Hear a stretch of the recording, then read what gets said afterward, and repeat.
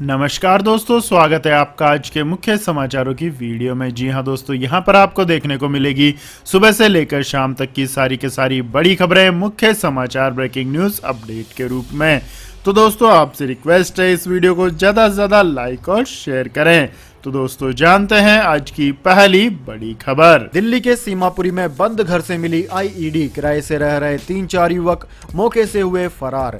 जी हां दोस्तों, दिल्ली पुलिस की स्पेशल सेल ने गुरुवार को राजधानी के सीमापुरी इलाके में छापेमारी की, जहां उन्हें एक संदिग्ध बैग में आईईडी मिली। मौके पर एनएसजी भी पहुंच गई है, जो इसे डिस्ट्रॉय करेगी। दोस्तों, पुलिस को दोपहर 2 बजे इलाके में संदिग्ध बैग की सूचना मिली थी। दिल्ली पुलिस की स्पेशल सेल बम स्क्वाड भी मौजूद है। दोस्तों, बताया जा रहा है कि जिस कमरे से बैग मिला उसमें 3-4 लड़के किराए पर रह रहे थे, जो फिलहाल फरार हैं। दिल्ली के गाजीपुर में आरडीएक्स मामले की जांच करते हुए स्पेशल सेल की टीम दिल्ली के सीमापुरी इलाके के घर में पहुंची थी, जहां उन्हें यह संदिग्ध बैग मिला। ऐसे में बैग में मौजूद सील पैक संदिग्ध सामान को उस बैग से अलग करके दूसरे बैग में शिफ्ट किया गया। जांच के दौरान उसमें आईईडी होने की बात सामने आई है।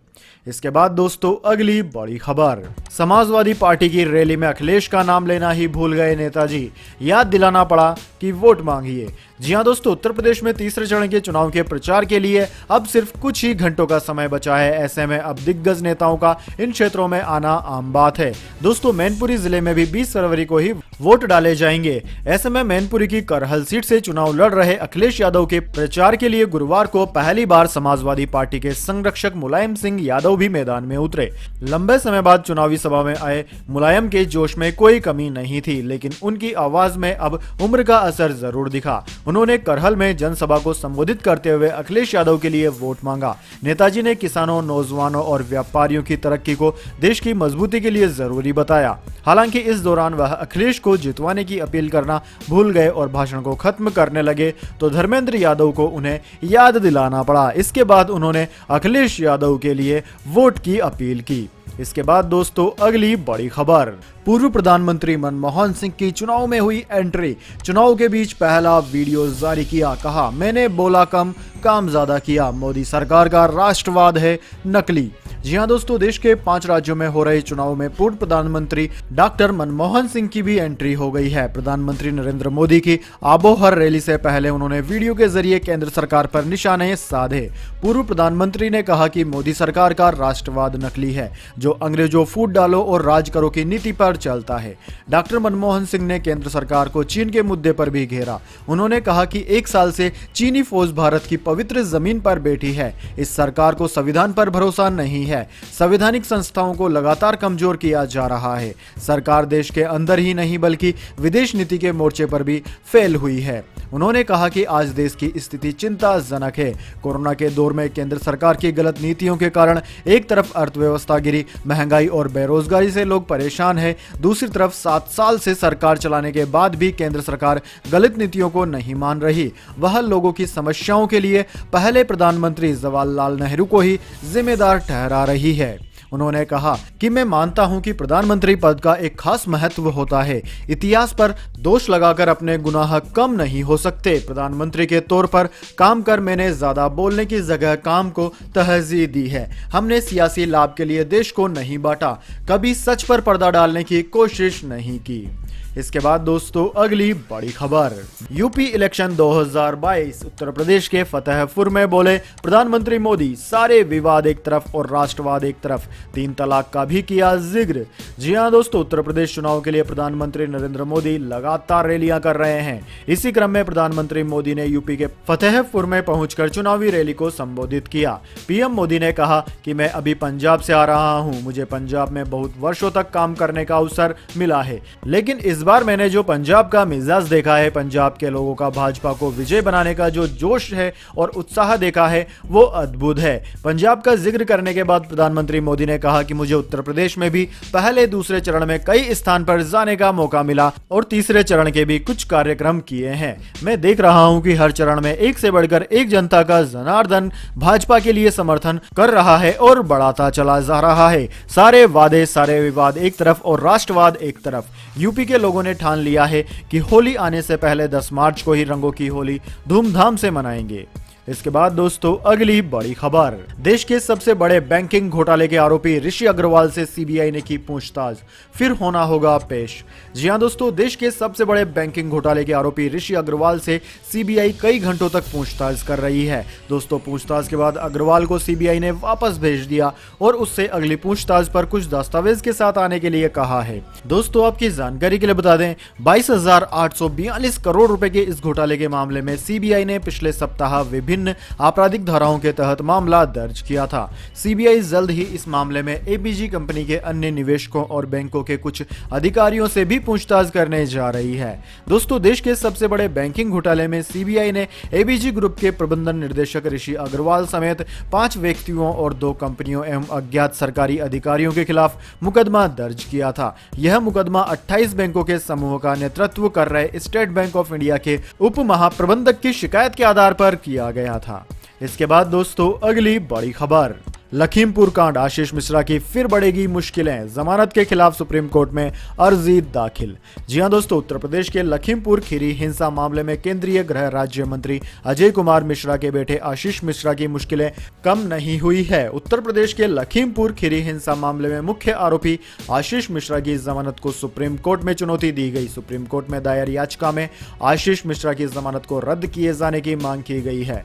दोस्तों आपकी जानकारी के लिए बता दें, इलाहाबाद उच्च न्यायालय द्वारा सुनाई गई जमानत शर्तों को पूरा करने के बाद मंगलवार शाम को यहां जेल से उसे रिहा कर दिया गया था। दोस्तों एनडीटीवी की रिपोर्ट के मुताबिक सुप्रीम कोर्ट में लखीमपुर खीरी केस के मुख्य आरोपी आशीष मिश्रा की जमानत रद्द करने और इलाहाबाद हाई कोर्ट के जमानत देने के फैसले पर रोक लगाने की मांग को लेकर सुप्रीम कोर्ट में एक याचिका दाखिल की गई है।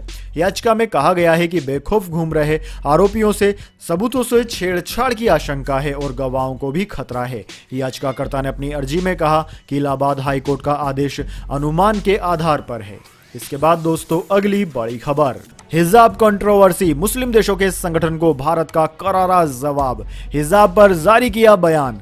जी हां दोस्तों, कर्नाटक में जारी हिजाब विवाद पर भारत ने अपना रुख स्पष्ट कर दिया है। इस्लामिक सहयोग संगठन ओआईसी के बयान पर भारत ने करारा जवाब देते हुए कहा कि देश के आंतरिक मामलों में बाहरी देशों की टिप्पणी बर्दाश्त नहीं की जाएगी। विदेश मंत्रालय के प्रवक्ता अरिंदम बागची ने कहा कि संवैधानिक ढांचे और लोकतांत्रिक लोकाचार के अनुरूप ऐसे मामलों को हल किया जाता है। दोस्तों आपकी जानकारी के लिए बता दें, हिजाब विवाद को लेकर ओआईसी ने भारत से कहा था कि मुस्लिम समुदाय की सुरक्षा, संरक्षा और भलाई सुनिश्चित करने की भारत सरकार को जरूरत है। विदेश मंत्रालय के प्रवक्ता अरिंदम बागची ने कहा कि भारत के खिलाफ अपने नापाक प्रचार को आगे बढ़ाने के लिए निहित स्वार्थों द्वारा ओआईसी का दुरुपयोग जारी है। इसके बाद दोस्तों अगली बड़ी खबर, चीन खुद की mRNA वैक्सीन बना रहा, कोरोना से जंग में होगी ज्यादा कारगर। जी हां दोस्तों, जाने पूरी खबर की डिटेल, लेकिन उससे पहले मेरी आपसे एक छोटी सी रिक्वेस्ट है, अगर दोस्तों आपको अभी तक हमारी न्यूज पसंद आई तो इसे एक छोटा सा लाइक जरूर दे दें, और अगर आपको पसंद नहीं आई है तो बेशक आप डिसलाइक भी कर सकते हैं, लेकिन दोस्तों लाइक और डिसलाइक जरूर कीजिए, क्योंकि दोस्तों यही हमारी मेहनत का फल होता है और इसी से हमें पता चलता है कि आपको हमारी वीडियोस पसंद आ रही है या नहीं। तो दोस्तों जल्दी से जान लेते हैं क्या है चीन से जुड़ी यह खबर। दरअसल दोस्तों चीन में पहली बार कोरोना वायरस का पता लगाया गया था। हालांकि चीन ने अब तक फाइजर और मॉडर्ना की विकसित अवधारणा रूप से प्रभावी mRNA कोरोना वैक्सीन में से किसी का भी आयात नहीं किया है। इसकी बजाय चीन सिनोवैक और सिनोफॉर्म के टीकों पर निर्भर है, लेकिन अब ये देश अपना खुद का mRNA वैक्सीन विकसित कर रहा है। सिनोवैक और सिनोफार्मा दोनों टीके एक पारंपरिक डिवाइस का उपयोग करते हैं जिसमें कोरोना वायरस के तमाम स्वरूप होते हैं जो निष्क्रिय हो गए हैं। टीके बनाने का एक आजमाया हुआ तरीका जो काम भी करता है। हालांकि ये टीके शुरू में लोगों को लक्षण वाले कोविड होने से रोकने में काफी अच्छे थे, यह सुरक्षा समय के साथ काफी कम हो गई है। ये टीके ओमिक्रॉन के संक्रमण से भी पर्याप्त सुरक्षा प्रदान नहीं करते हैं। इसने चीन पर अधिक प्रभावी टीके विकसित करने का दबाव डाला क्योंकि वह वायरस के खिलाफ सख्त नियंत्रण नीति अपना रहा है। ऐसे में चीन ने अब mRNA आधारित कोरोना वैक्सीन तैयार कर ली है। इसके बाद दोस्तों अगली बड़ी खबर, राष्ट्रवाद पर भारी चीन का माल, चीनी कंपनियों के सामान की रिकॉर्ड बिक्री। 2020 में बड़े पैमाने पर हुआ था बहिष्कार। जी हां दोस्तों, चीन और भारत के बीच 2020 में हुए सीमा संघर्ष के बाद राष्ट्रवाद की जो लो जगी थी वह धीमी हो गई है। इसकी गवाही चीनी माल की लगातार देश में बढ़ रही बिक्री से मिल रही है। दोस्तों देश में 3 सबसे बड़ी चीनी इलेक्ट्रॉनिक कंपनियां शाओमी, लेनोवो और वीवो मोबाइल की बिक्री पर कोई भी प्रभाव नहीं पड़ा है, जबकि यह माना जा रहा था कि दोनों देशों के बीच 2020 के सीमा संघर्ष के बाद से चीनी कंपनियों के सामानों पर खासा असर पड़ेगा। इन कंपनियों ने रजिस्ट्रार ऑफ कंपनीज को बताया कि कंप्यूटर निर्माता लेनोवो की 2020-21 में भारत में बिक्री कितनी बढ़ी। हालांकि स्मार्टफोन निर्माता Xiaomi और Vivo की सेल में मामूली गिरावट आई है। लेनोवो ने department of industrial policy and promotion से सीधे सरकारी टेंडर में भाग लेने के लिए मंजूरी नहीं मिलने के बावजूद अपना कारोबार बढ़ाया है। इंडस्ट्री के जानकारों के अनुसार 2020 में कोविड-19 के कारण लगे लंबे लॉकडाउन और प्रोडक्ट सप्लाई को प्रभावित करने वाले कंपोनेंट्स की कमी की वजह से Xiaomi और Lenovo पर असर दिखा है। दोस्तों, भारत में पिछले साल के मुकाबले 6% ज्यादा चीनी सामानों की बिक्री हुई है। देश के महानगरों में तीसरी लहर का खौफ खत्म, आने वाले महीनों को लेकर टॉप साइंटिस्ट ने कही यह बात। जी हां दोस्तों, भारत के महानगरों में कोविड-19 की तीसरी लहर खत्म हो गई है और आने वाले महीने शांतिपूर्ण होने चाहिए। यह जानकारी भारत के शीर्ष जीनोम सिक्वेंसर और CSIR institute of genomics and integrative biology के निदेशक डॉक्टर अनुराग अग्रवाल ने न्यूज 18 को दी है। उनके अनुसार जब तक वायरस कोई बड़ा बदलाव नहीं दिखाता तब तक मामलों की संख्या में और उछाल होने की उम्मीद का कोई कारण नहीं है। डॉक्टर अनुराग अग्रवाल ने कहा कि भारत के कोविड-19 परिदृश्य में किसी बड़े बदलाव की संभावना कम ही है, लेकिन जैसा कि हम जानते हैं कि वायरस पर्यावरण में घूम रहा है, यह वायरस उत्परिवर्तित होकर प्रतिरक्षा को चकमा देता रहेगा। इसके बाद दोस्तों अगली बड़ी खबर, बाइक चलाने वालों के लिए बड़ी खबर, सरकार ने रोड सेफ्टी पर जारी की नई गाइडलाइन। जी हां दोस्तों, सड़क परिवहन और राजमार्ग मंत्रालय की तरफ से बच्चों के लिए रोड सेफ्टी की नई गाइडलाइन जारी की गई है। नई गाइडलाइन के अनुसार बाइक पर 9 महीने से 4 साल तक के बच्चों के सफर करने पर नए नियमों का पालन करना होगा। ऐसा नहीं करने पर आपको जुर्माना भरना पड़ सकता है। दरअसल दोस्तों, सड़क परिवहन मंत्रालय की तरफ से जारी नोटिफिकेशन के अनुसार ये नियम बच्चों के मोटरसाइकिल पर यात्रा करने के दौरान लागू होंगे। 9 महीने से लेकर 4 साल तक के बच्चों के बाइक पर सफर करने के दौरान सेफ्टी हार्नेस लगाना जरूरी होगा। सेफ्टी हार्नेस हल्का, वाटरप्रूफ और कुशन से लेस होना चाहिए जिसमें बच्चे को आराम मिल सके। साथ ही इसकी क्षमता 30 केजी तक भार वहन करने की होनी चाहिए। इसके अलावा दोस्तों, बच्चों को बाइक पर सफर करने के दौरान उनके नाप का हेलमेट भी लगाना होगा। इस नियम के लागू होने के बाद हेलमेट और सुरक्षा गियर बनाने वाली कंपनियों को फायदा होगा। दोस्तों, बच्चों के साथ बाइक पर यात्रा के दौरान अधिकतम स्पीड 40 किलोमीटर प्रति घंटे से अधिक नहीं होनी चाहिए। फिलहाल दोस्तों, बच्चों के लिए केवल साइकिल के हेलमेट बनाए जाते हैं। इसके बाद दोस्तों अगली बड़ी खबर, पाकिस्तान की रावी नदी दुनिया की सबसे प्रदूषित नदी, रिसर्च में हुआ दावा। जी हां दोस्तों, अमेरिका की एक अनुसंधान अकादमी ने अपने अध्ययन के आधार पर यह दावा किया है कि पाकिस्तान में बह रही रावी नदी दुनिया की सबसे प्रदूषित नदी है और इसके बाद बोलिविया और इथियोपिया की नदियों का स्थान आता है। अकादमी ने इसके साथ ही नदी के आसपास रहने वाले आबादी को गंभीर खतरे की चेतावनी दी है। दोस्तों, पाकिस्तान के प्रतिष्ठित डॉन अखबार में बुधवार को प्रकाशित खबर के मुताबिक यॉर्क विश्वविद्यालय ने इन नतीजों पर पहुंचने के लिए सभी महाद्वीपों के 104 देशों के 258 स्थानों से 1052 नमूनों का विश्लेषण किया और उनमें दवाएं जैसे पैरासीटामोल, निकोटीन, कैफीन और एपिलेस्पी और मधुमेह के अंश की मौजूदगी का पता लगाया गया है।